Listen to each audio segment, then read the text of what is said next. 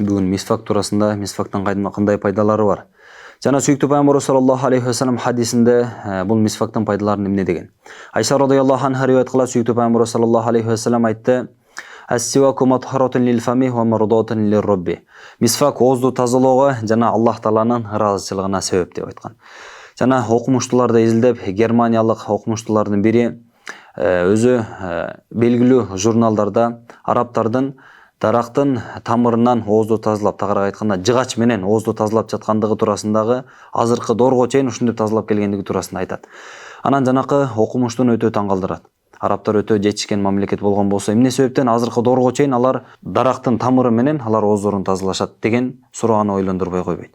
Анан ошондо ойлонуп жүрүп, күндөрдүн биринде өзүнүн досу менен сүйлөшүп, баарлашып жатып, досу айтат: "Мен деген алыскы Судан шаарына сапарга баратам." Анан жанакы окумуштуу айтат: "Жакшы кылыпсың. Ошол сапардан кайтып келе жатып, мага бир канча мисвакты ала келчи" деп ошон досунан суранат. Анан досу макул болуп, сапардан кайтып келе жатып, өзүнүн досуна бир канча мисвакты ала келип, анан берет. Анан жанакы ойлонуп жаткан досу дароо изилдөө иштерин баштап, жана мисвакты майдалап, бактериялардын ортосуна таштайт. Анан уулуу заттар, бактерияны өлтүрүүчү заттар, бактерияны кандай өлтүргөн болсо, жана мисвактын бөлүктөрү дагы ошондой бактерияларды өлтүрүп жаткандыгын көрүп, өтө таң калып, анан ачыгыш жасаган эле.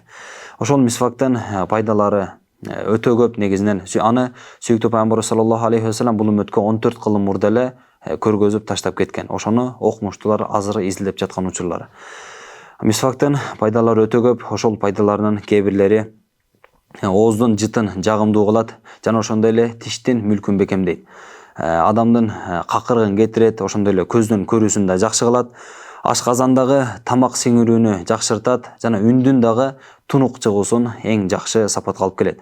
Жана тамактын сиңирүүсүнө жардам берет. Ошондой эле намаз окуп жатканда же болбосо Куран окуп, зикир кылып жаткан учурда адамга күч-кубат берет. Эң негизгиси Аллах тааланын ыраазычылыгына себеп. Сүйүктүү пайгамбар саллаллаху алейхи вассаламдын дагы эң акыркы кылган амалы ушул мисвак эле. Жана ошондой эле хадистердин мазмунунда келет: мисвакты көп колдонгон адамдын өмүрүнүн эң акырында ла илаха иллаллах Мухаммаду расулуллах калимасы насип болот деп айтат. Жана ошол мисвакты колдонуп жаткан учурда ар бир эле дарактын тамыры бул дурус эмес. Себеби кээ бир дарактын тамырлары бул деген уулуу болуп, адамга терс таасирин тийгизип калышы мүмкүн. Ошондуктан бир канча дарактар бар, ошол дарактардын бири арок дарагы. Ошонун тамырынан дагы пайдаланса болот.